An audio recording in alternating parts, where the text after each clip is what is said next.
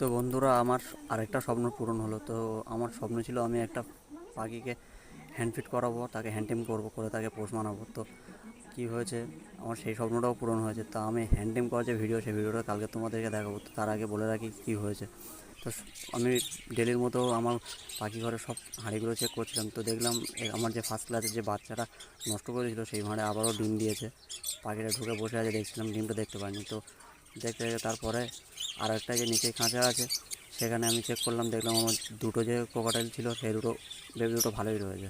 তো male female বাইরে বসেছিল। তারপরে তোমরা দেখছো যে আমার এখানে বদ্রি ও লাভ বার্ডের যে বাচ্চাগুলো উড়েছিল, তারা সবাই এক জায়গায় রেখেছিলাম, তারা সবাই এখন ঠিকঠাক আছে। তো আমি তারপরে রাতেরবেলা এসে বাড়ি এসে চেক করতে গেলাম, গিয়ে দেখলাম যে আমার তিনটে কোকাটেলের বাচ্চার মধ্যে একটা বাচ্চা ফিট করাচ্ছে না। তো আমি রেখে দিয়ে রাতেরবেলা এসে পাখিটাকে বের করে নিয়েছি, কারণ পাখিটাকে দেখলাম ফিট করায়নি, আর পাখিটা লুজ